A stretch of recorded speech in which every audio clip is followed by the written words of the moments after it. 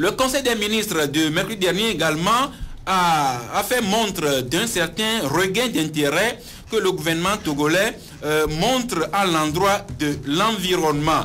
Et dans le même sens, deux journaux sont revenus là-dessus aujourd'hui. Le Canard indépendant de notre confrère et ami Augustin Kofi Amegan qui écrit « L'Ange, c'est l'Agence nationale, je crois, pour l'environnement, une cérémonie de lancement qui place l'environnement au cœur des préoccupations togolaises. A priori, c'est une bonne chose. L'Union pour la patrie consacre une série d'articles à l'environnement. L'Union pour la patrie qui écrit à la page 3 d'abord, adaptation de la nouvelle politique d'hygiène et d'assainissement du Togo. L'autorité se décide à corriger les défaillances. Et dans le sillage de ce lancement, le même confrère, l'Union pour la patrie, écrit qu'il faut tirer des leçons des échecs des politiques environnementales de par le passé. L'Union pour la patrie renchérit à la page 5 avec deux autres articles qui sont intitulés d'abord lutte contre l'érosion côtière au Togo. Le journal nous informe que 5 barrières en roche sont en train d'être plantées dans la mer au niveau de Gumkope. Si vous longez la côte togolaise depuis Abodrafort, Peme, Gumkope jusqu'à Neho et au-delà, vous verrez qu'il y a un phénomène d'érosion qui se fait de plus en plus persistante. Eh bien, le gouvernement togolais prévoit d'implanter 5 barrières en roche au niveau de Gumkope. Dernier article sur l'environnement, c'est toujours l'Union pour la patrie qui nous écrit que dans 3 semaines, la société de bâtiment de BTP Ancotra va livrer la berge de l'embouchure du lac Togo. Il y a également des travaux qui se font là-bas pour fixer l'embouchure afin que le lac Togo et la mer ne se conjuguent pas pour emporter un beau matin la côte est du Togo. Abbas, je reviens à vous. Les problèmes d'environnement sont récurrents, on en a parlé hier avec les confrères, mais si on se spécifie ce matin sur la côte togolaise avec les travaux en cours et cette agence dont l'État vient de se doter en termes de protection de l'environnement, comme la question que je posais aux confrères hier, mieux vaut tard que jamais, mais il faut souhaiter qu'au-delà du gouvernement, tout le peuple togolais, enfin les populations togolaises s'approprient la lutte pour préserver l'environnement, n'est-ce pas? Oui, effectivement, c'est le problème de l'environnement est un problème crucial. Mais le projet dont vous parlez, je ne sais pas si c'est le projet du gouvernement togolais ou le projet de l'UEMOA, parce que je crois savoir que l'UEMOA aussi y a contribué. Donc, les Togolais doivent contribuer. C'est au-delà du problème de l'environnement côtier, il y a un problème de l'environnement. En fait, il y a un problème de la faune. Je crois peut-être que ce n'est pas le moment pour en débattre seulement parce que vous avez parlé tout simplement de l'environnement au niveau du côtier. Sinon, je vous dirais que... Non, on peut parler de l'ensemble des problèmes d'environnement. Oui, sinon, je vous dirais que je ne sais pas si l'État togolais a initié comme méthode de gouvernement la destruction totale de l'environnement parce que quand vous voyagez d'ici d'Apan ou vous voyagez d'ici les montagnes des plateaux, vous verrez que l'environnement a été totalement détruit. Et des gens bien connus sont impliqués dans les abattages des forêts, mais personne ne leur dit rien.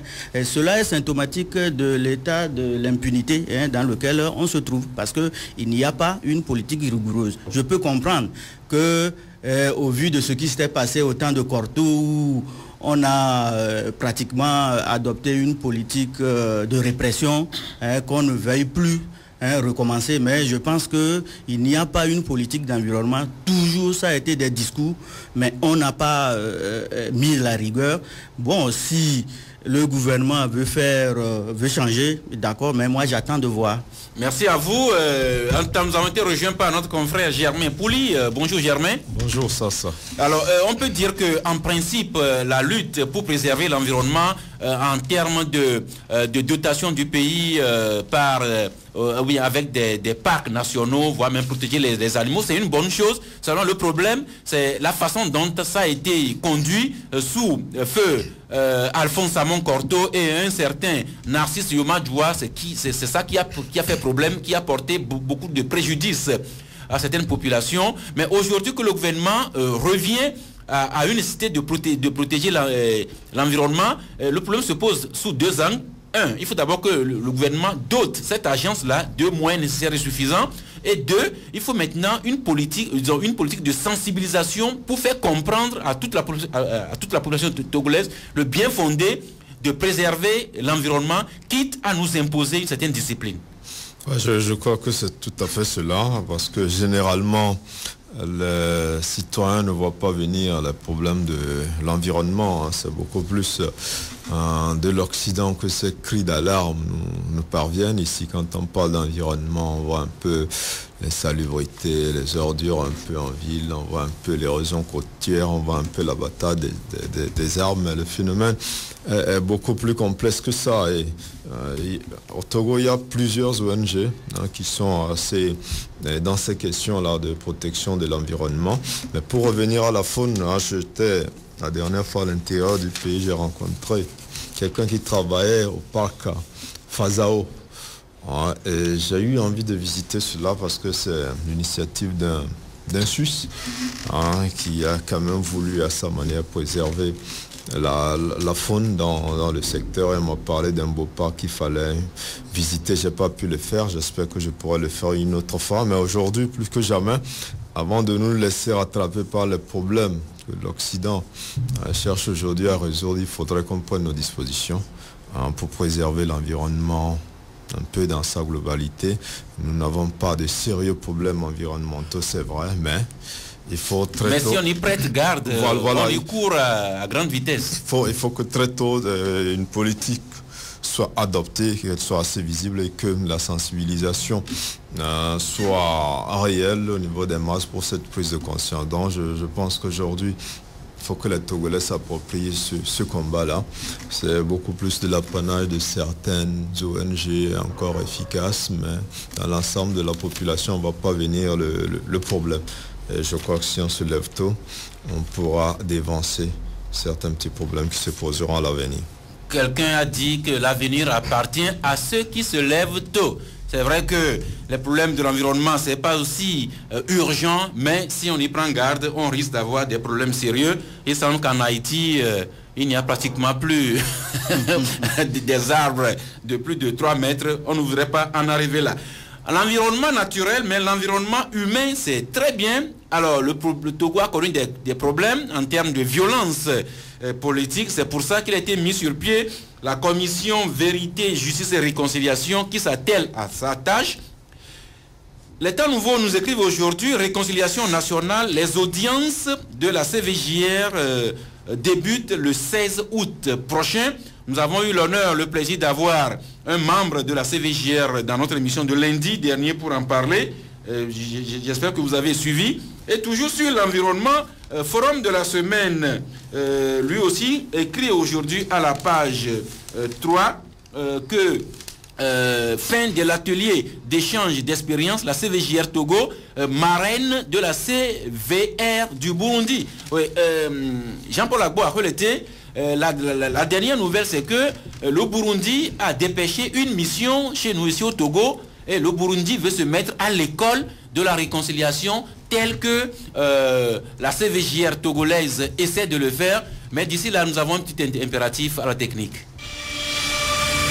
La Société interafricaine de banque prépare déjà la rentrée prochaine. Tu es fonctionnaire dans le secteur public ou privé, tu es retraité, alors domicilie ton salaire chez nous et bénéficie d'un prêt scolaire allant jusqu'à 2 fois ton salaire et plus. Contacte vite ton gestionnaire ou nos commerciaux au 221 13 41 ou au 221 28 30 pour plus d'informations. La SIAP Togo, c'est aussi une agence MoneyGram pour tous vos transferts d'argent. La rentrée scolaire 2011-2012 avec la SIAP Togo, ça se prépare maintenant. SIAP Togo, on a tout pour vous aider. Canal FM. Oui, nous revenons ici avec la commission Vérité, Justice et Réconciliation qui a clos les dépositions. On en a eu plus de 20 000.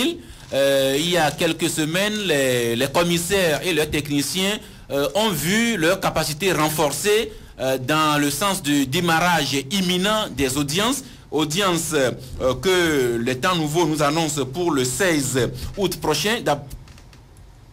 Première question, si ces audiences, certains seront publics, d'autres privés ou à huis clos, si ça démarrait, c'est qu'on s'achemine vers les derniers stades du travail de la CVJR. Jean-Paul.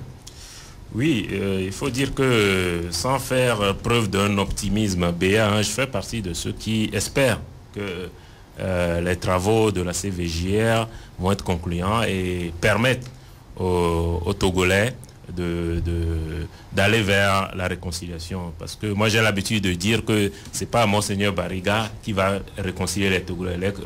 Les Togolais vont se réconcilier s'ils le veulent eux-mêmes.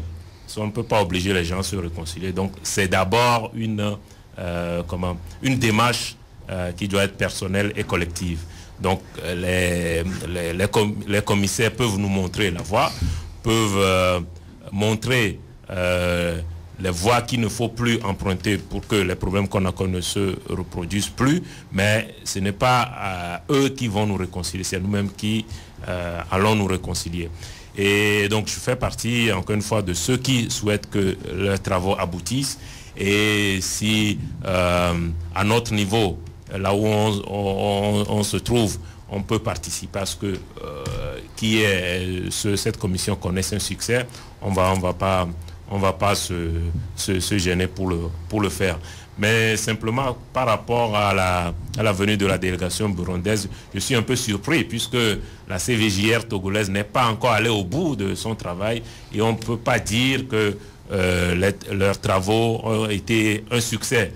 Ils ne sont qu'au début. Eux-mêmes ont dû se déplacer dans beaucoup de pays, notamment le Maroc et l'Afrique du Sud, pour s'enquérir des démarches que là-bas on a effectuées pour aboutir un temps soit peu à la réconciliation. Donc, si les Burundais ont préféré venir s'inspirer chez nous alors qu'on est au bon milieu de notre démarche, c'est un peu curieux. Mais bon, peut-être qu'ils ont leurs raisons que j'ignore.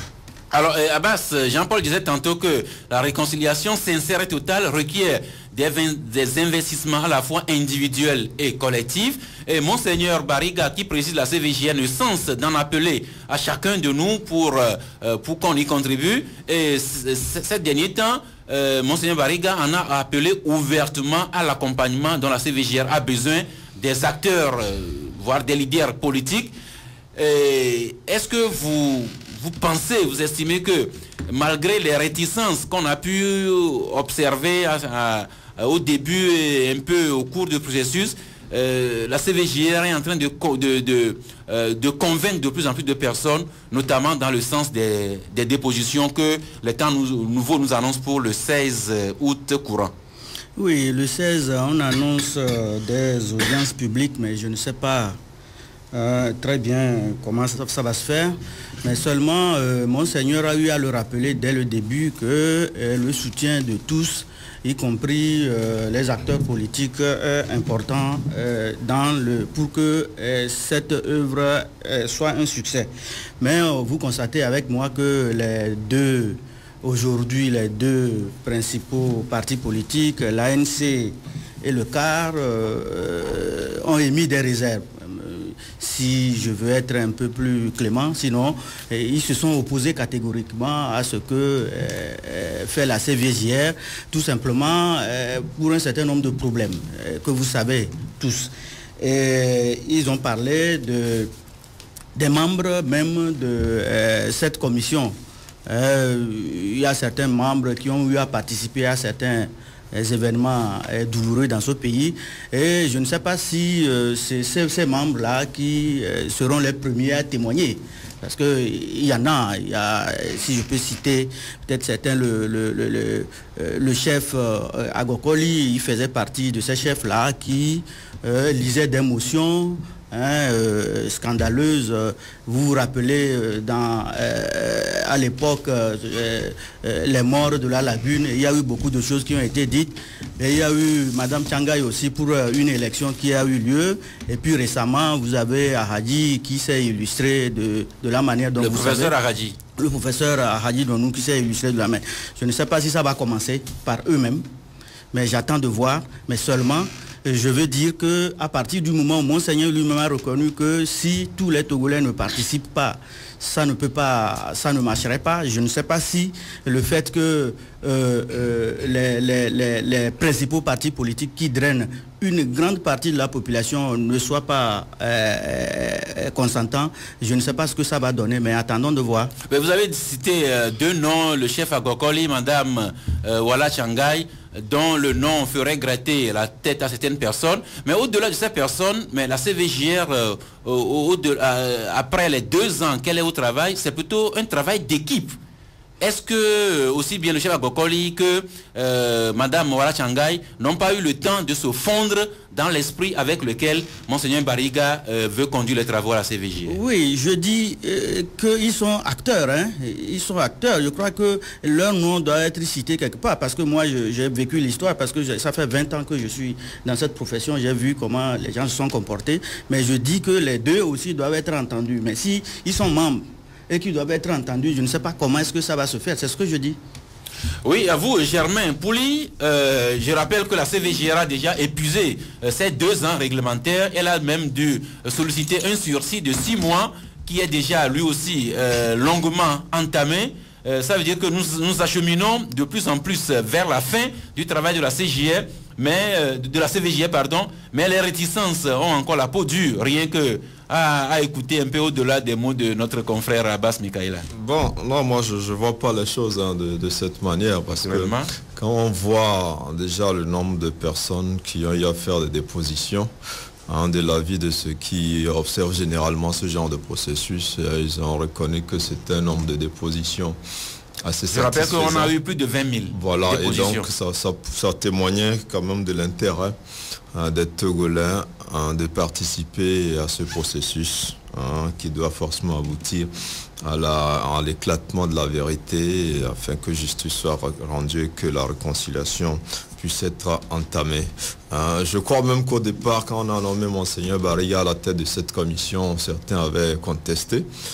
Certains étaient même allés dire que c'était un autre évêque catholique qui avait géré la conférence nationale souveraine. Il s'est achevé de manière catastrophique qu'on saurait reconduire l'Église catholique à la tête d'une institution à qui on assigne un rôle aussi important. Bon, des critiques sont passées, on a essayé de voir au niveau de la composition, on a soulevé que certaines personnes ne méritaient pas d'y être et tout ça. Mais comme le disait Jean-Paul tout à l'heure, ce n'est pas la commission qui fait la réconciliation. Et ce n'est ni les partis politiques aussi qui font la réconciliation, quand bien même leur rôle est important dans la sensibilisation des masses et des populations. Je crois que c'est aux Togolais eux-mêmes de prendre la mesure de la chose, de se dire que c'est un impératif de retrouver cette envie de vivre ensemble, de vivre en harmonie, cette envie de passer un coup d'éponge sur le passé et de voir l'avenir avec beaucoup plus d'optimisme et d'éviter, surtout qu'à l'avenir, des actes, des crimes et des violences qui ont sérieusement détériorer le climat de cohésion sociale au Togo. Ces crimes-là ne se répètent pas. Donc, nous, on attend quand même de voir. Nous savons que la Commission a fait un travail assez satisfaisant jusqu'ici. Il y a eu certes des problèmes financiers qui ont ralenti un peu ce processus. Mais aujourd'hui, je crois qu'on attend les audiences. Tout dépendra de la vérité qui éclatera lors des audiences.